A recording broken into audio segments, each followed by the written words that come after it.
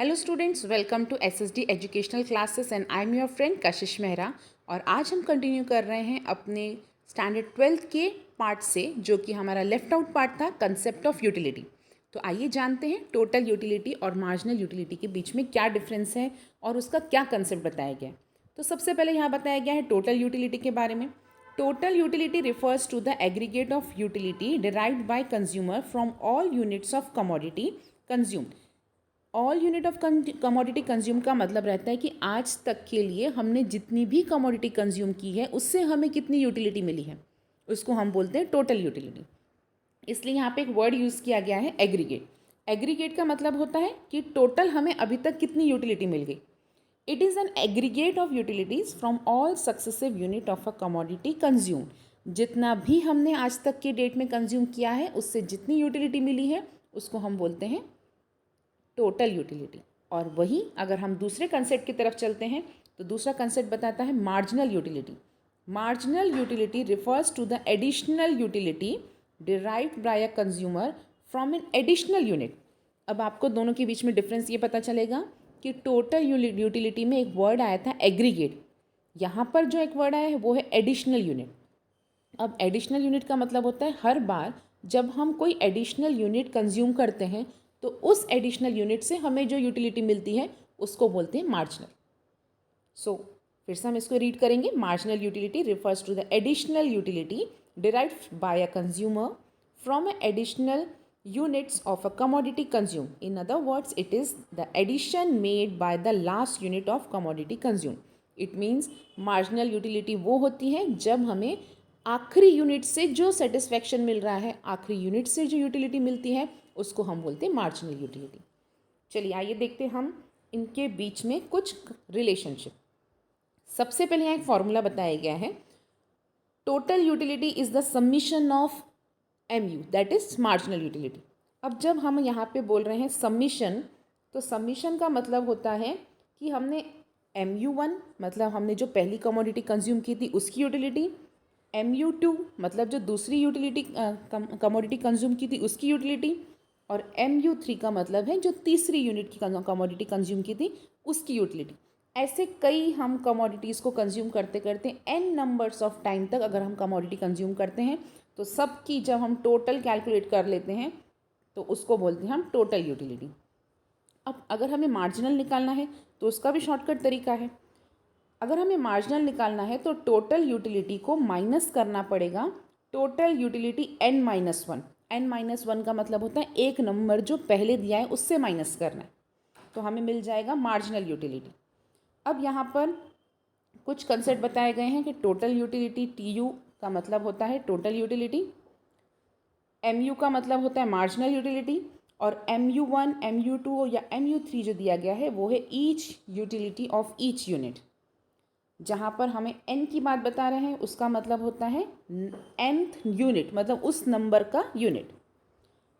अगर हम TN की बात बताते हैं तो total utility at nth level, और n-1 का मतलब होता है प्रीवियस लेवल से या प्रीवियस नंबर से उसको माइनस कर देना। तो चलिए आइए देखते हैं कुछ रिलेशन बताया गया है। Marginal utility derived from various units of commodity and its total utility are interrelated. लेकिन जब तक हम ये टेबल नहीं समझेंगे हमें पता नहीं चल पाएगा कि टोटल यूटिलिटी क्या होता है और मार्जिनल क्या होता है। अब चलिए एग्जाम्पल लेते हैं। समझिए हमारे पास बहुत सारी कमोडिटी है कंज्यूम करने के लिए, 7 कमोडिटी 7 यूनिट्स हमने यहाँ पे ली है, सेम कमोडिटी लेकिन 7 यूनिट्स। तो उस समय में जब हम ऐसा पढ़ाते हैं तो उस समय में हम ये देखेंगे जब हम पहली कमोडिटी कंज्यूम करते हैं तो उससे हमें टोटल मिल रही है 10 यूनिट्स ऑफ यूटिलिटी, और मार्जिनल भी सेम। इनिशियल लेवल पे टोटल यूटिलिटी और मार्जिनल यूटिलिटी सेम होते हैं, लेकिन जैसे ही हमने दूसरी कमोडिटी कंज्यूम की तो हमने एक लॉ पढ़ा है, as commodity consumption increases utility decreases. तो जैसे ही हमने सेकेंड यूनिट को कमोडिटी को कंज्यूम किया हमारी यूटिलिटी जो 10 से घटकर हो जाती है 8।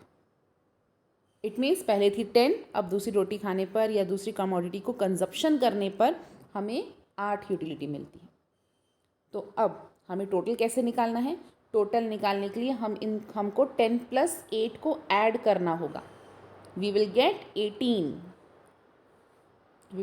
18 और फिर अगर हमें next third unit of commodity consume की, तो थर्ड यूनिट कमोडिटी को कंज्यूम करने पर अगेन हमारी यूटिलिटी 8 से घटकर हो जाती है 6।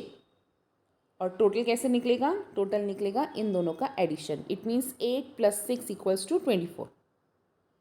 सेम अगर हम फोर्थ कमोडिटी लेते हैं तो हमारी यूटिलिटी घटकर हो जाती है 4 और टोटल यूटिलिटी चली जाएगी, दैट इज़ टोटल यूटिलिटी चली जाएगी हमारे पास इसको ऐड करने के लिए 10 + 8 + 6 + 4 दैट इज़ 24। तो हमें करना क्या है? हमें हमेशा मार्जिनल यूटिलिटी निकालने के लिए हमको यहाँ पर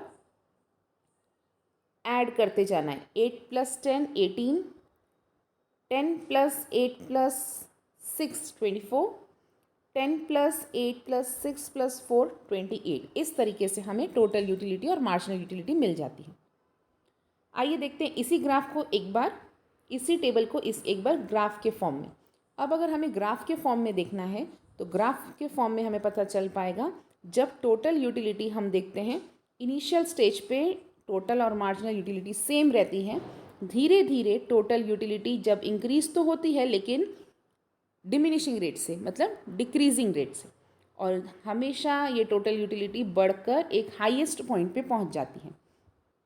टोटल यूटिलिटी हाईएस्ट पॉइंट पे तब पहुंचती है जब मार्जिनल यूटिलिटी ज़ीरो पे होती है। आप देख पाएंगे मार्जिनल यूटिलिटी ज़ीरो कहाँ पे हो रही है? 6th यूनिट पे।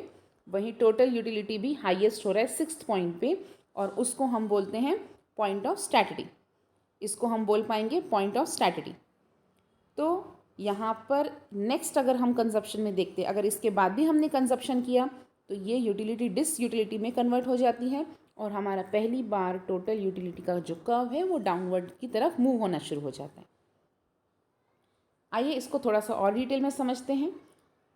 X axis measures the utility of commodity consume, while जो वाई एक्सेस है वो क्या है?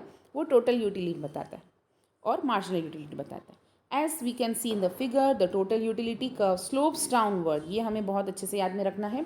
टोटल यूटिलिटी कर्व्स जो रहता है वो अपवर्ड की तरफ होता है और मार्जिनल यूटिलिटी का कर्व्स डाउनवर्ड की तरफ होता है।